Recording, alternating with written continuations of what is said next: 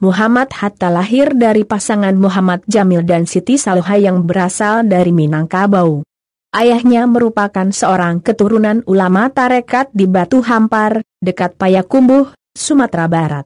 Sedangkan ibunya berasal dari keluarga pedagang di Bukit Tinggi. Ia lahir dengan nama Muhammad Attar pada tanggal 12 Agustus 1902. Namanya, Attar berasal dari bahasa Arab, yang berarti harum. Ia merupakan anak kedua, setelah Rafiah yang lahir pada tahun 1900. Sejak kecil, ia telah dididik dan dibesarkan dalam lingkungan keluarga yang taat melaksanakan ajaran agama Islam. Kakeknya dari pihak ayah, Abdurrahman Batu Hampar dikenal sebagai ulama pendiri Surau Batu Hampar, sedikit dari surau yang bertahan pasca Perang Padri. Sementara itu, ibunya berasal dari keturunan pedagang. Beberapa orang mamaknya adalah pengusaha besar di Jakarta. Muhammad Hatta pertama kali mengenyam pendidikan formal di sekolah swasta. Setelah 6 bulan, ia pindah ke sekolah rakyat dan sekelas dengan Rafiah, kakaknya. Namun, pelajarannya berhenti pada pertengahan semester kelas 3. Ia lalu pindah ke ELS di Padang, kini SMA Negeri 1 Padang, sampai tahun 1913, kemudian melanjutkan ke MULO sampai tahun 1917. Selain pengetahuan umum, ia telah ditempa ilmu-ilmu agama sejak kecil. Ia pernah belajar agama kepada Muhammad Jamil Jambek, Abdullah Ahmad, dan beberapa ulama lainnya. Selain keluarga, perdagangan memengaruhi perhatian Hatta terhadap perekonomian. Di Padang, ia mengenal pedagang-pedagang yang masuk anggota serikat usaha dan juga aktif dalam Jong Sumatera Nenbon sebagai bendahara. Kegiatannya ini tetap dilanjutkannya ketika ia bersekolah di Prince Hendrik School. Muhammad Hatta tetap menjadi bendahara di Jakarta.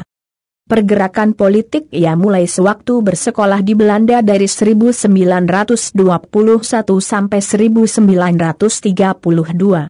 Ia bersekolah di Handelshogeschool, kelak sekolah ini disebut Economische Hogeschool, sekarang menjadi Universitas Erasmus Rotterdam. Selama bersekolah di sana, ia masuk organisasi sosial Indische Vereniging yang kemudian menjadi organisasi politik dengan adanya pengaruh Ki Hajar Dewantara, Cipto Mangunkusumo, dan Doewes Dekker.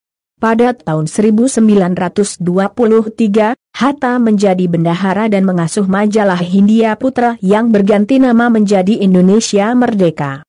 Pada tahun 1924, organisasi ini berubah nama menjadi Indische Vereniging, Perhimpunan Indonesia, PI. Sekembalinya ia dari Belanda, ia ditawarkan masuk kalangan sosialis merdeka, Onafhankelijke Socialistische Partij, OSP, untuk menjadi anggota parlemen Belanda, dan menjadi perdebatan hangat di Indonesia pada saat itu.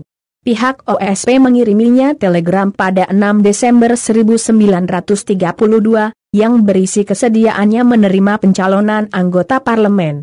Ini dikarenakan ia berpendapat bahwa ia tidak setuju orang Indonesia menjadi anggota dalam parlemen Belanda. Sebenarnya dia menolak masuk, dengan alasan ia perlu berada dan berjuang di Indonesia. Namun, pemberitaan di Indonesia mengatakan bahwa Hatta menerima kedudukan tersebut, sehingga Soekarno menuduhnya tidak konsisten dalam menjalankan sistem non-kooperatif. Selain itu, di Banda Neira, Hatta juga mengajar kepada beberapa orang pemuda.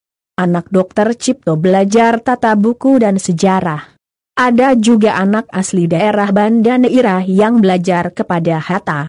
Ada seorang kenalan Hatta dari Sumatera Barat yang mengirimkan 2 orang kemenakannya untuk belajar ekonomi dan juga sejarah. Selain itu, dari Bukit Tinggi dikirim Anwar Sultan Saidi sebanyak 4 orang pemuda yang belajar kepada Hatta.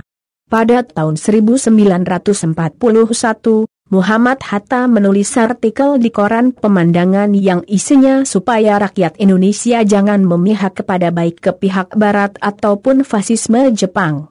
Kelak, pada zaman Jepang tulisan Hatta dijadikan bahan oleh penguasa Jepang untuk tidak percaya Hatta selama Perang Pasifik. Yang mana, kelak tulisan Hatta dibaca Murase, seorang wakil kepala KMPI, Dinas Intelijen, dan menyarankan Hatta agar mengikuti Nippon Seishin di Tokyo pada November 1943. Pada tanggal 8 Desember 1941, Angkatan Laut Jepang menyerang Pearl Harbor, Hawaii. Ini memicu Perang Pasifik, dan setelah Pearl Harbor, Jepang segera menguasai sejumlah daerah, termasuk Indonesia. Dalam keadaan genting tersebut, pemerintah Belanda memerintahkan untuk memindahkan orang-orang buangan dari Digul ke Australia, karena khawatir kerjasama dengan Jepang.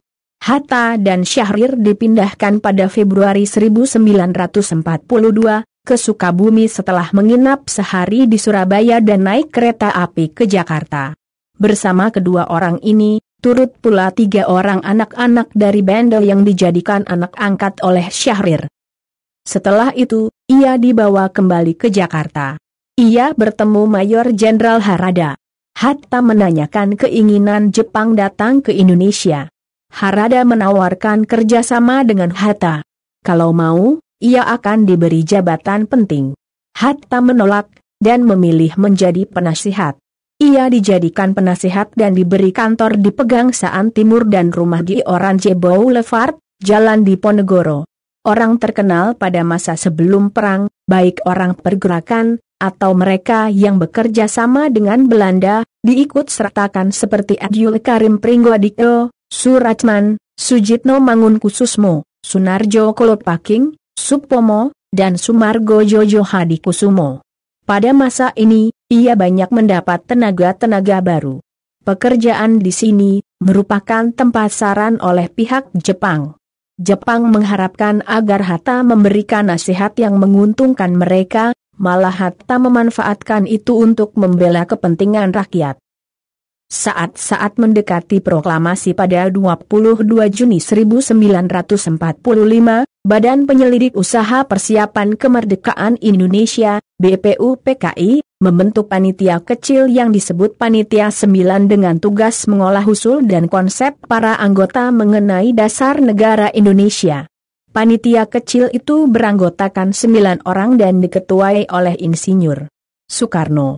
Anggota lainnya Bung Hatta, Muhammad Yamin, Ahmad Subarjo, A. Maramis, Abdul Kahar Muzakir, Wahid Hashim, H. Agus Salim, dan Abi Kusno Cokrosujoso. Kemudian pada 9 Agustus 1945, Bung Hatta bersama Bung Karno dan Rajiman Wadiodiningrat diundang ke Dalat, Vietnam, untuk dilantik sebagai Ketua dan Wakil Ketua Panitia Persiapan Kemerdekaan Indonesia, PPKI. Badan ini bertugas melanjutkan hasil kerja BPUPKI dan menyiapkan pemindahan kekuasaan dari pihak Jepang kepada Indonesia. Pelantikan dilakukan secara langsung oleh Panglima Asia Tenggara Jenderal Trauci.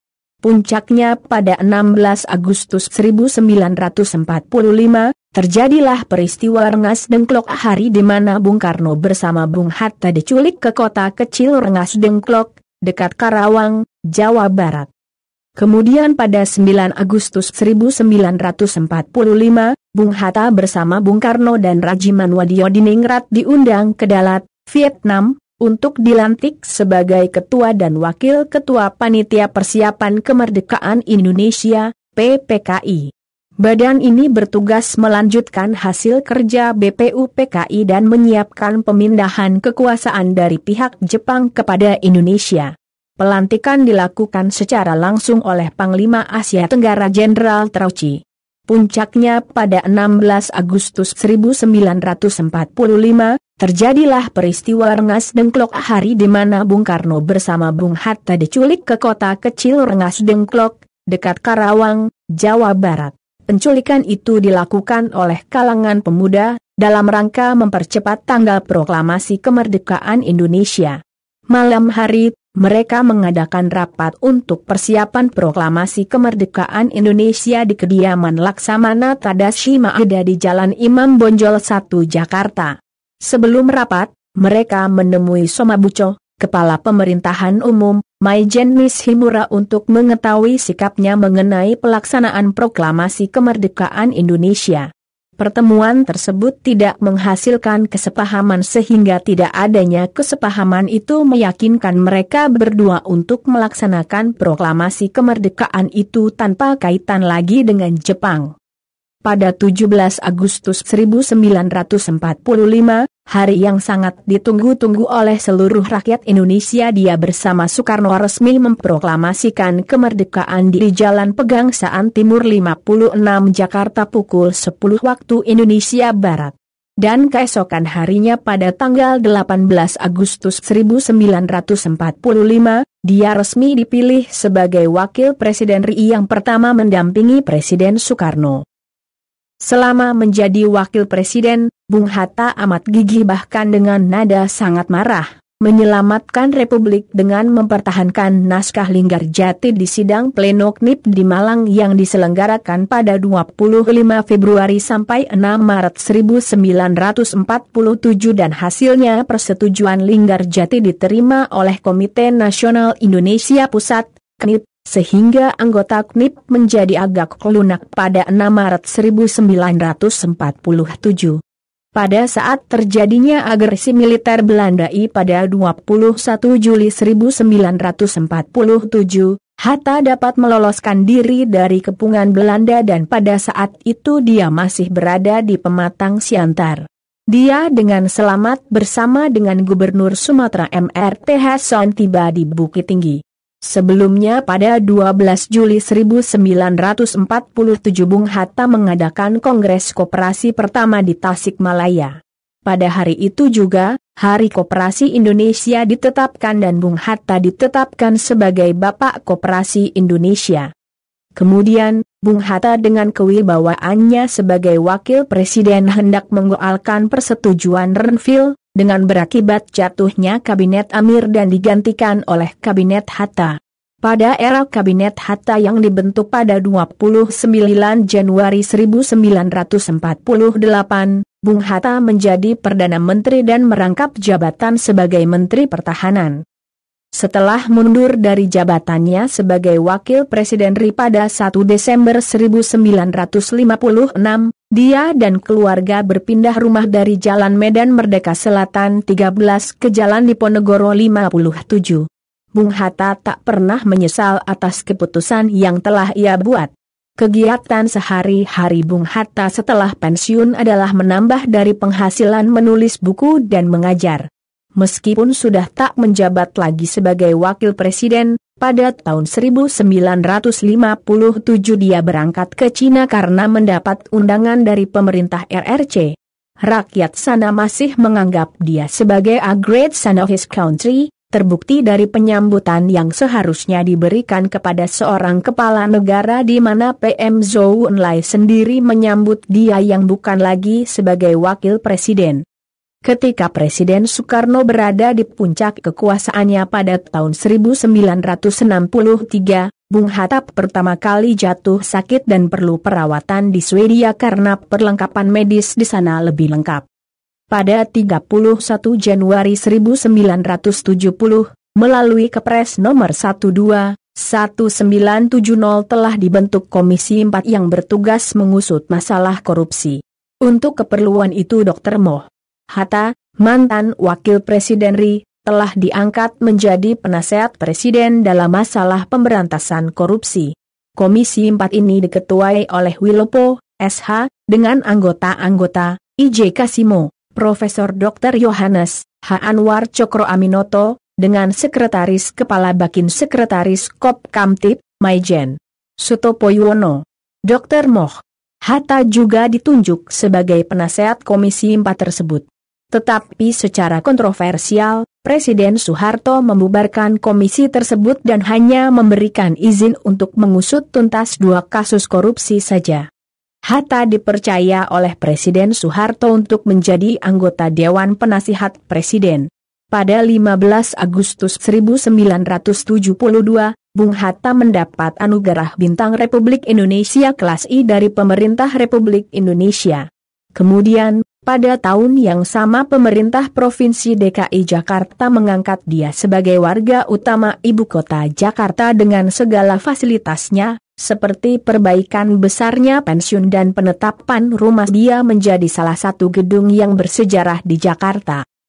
Kemudian, pada tahun 1975, Bung Hatta menjadi anggota Panitia 5 bersama Profesor M.R. Subarjo, Profesor M.R. Sunario, A. Maramis, dan Profesor M.R. Pringgodikdo untuk memberi pengertian mengenai Pancasila sesuai dengan alam pikiran dan semangat lahir dan batin para penyusun UUD 1945 dengan Pancasilanya. Ternyata, Bung Hatta resmi menjadi Ketua Panitia 5. Tak hanya itu, Bung Hatta kembali mendapatkan gelar Doktor Honoris Causa sebagai tokoh proklamator dari Universitas Indonesia yang seharusnya diberikan pada tahun 1951. Pemberian gelar tersebut dilakukan di Jakarta pada 30 Juli 1975 dan diberikan secara langsung oleh Rektor Mahar Marjono. Pada tahun 1978 bersama-sama Jenderal Abdul Haris Nasution, Bung Hatta mendirikan Yayasan Lembaga Kesadaran Berkonstitusi yang bertujuan mengkritik penggunaan Pancasila dan UUD 1945 untuk kepentingan rezim otoriter Soeharto. Dan pada tahun 1979, di mana tahun tersebut merupakan tahun kelima Bung Hatta masuk ke rumah sakit, kesehatan Bung Hatta semakin menurun. Walaupun begitu, semangatnya tetap saja tinggi. Ia masih mengikuti perkembangan politik dunia. Hatta wafat pada tanggal 14 Maret 1980 pukul 18.56 di Rumah Sakit Cipto Mangunkusumo, Jakarta setelah 11 hari ia dirawat di sana. Selama hidupnya, Bung Hatta telah dirawat di rumah sakit sebanyak 6 kali pada tahun 1963, 1967, 1971, 1976, 1979, dan terakhir pada 3 Maret 1980. Keesokan harinya, dia disemayamkan di kediamannya Jalan Diponegoro 57, Jakarta dan dikebumikan di TPU Tanah Kusir, Jakarta disambut dengan upacara kenegaraan yang dipimpin secara langsung oleh Wakil Presiden pada saat itu, Adam Malik. Ia ditetapkan sebagai pahlawan proklamator pada tahun 1986 oleh pemerintahan Soeharto.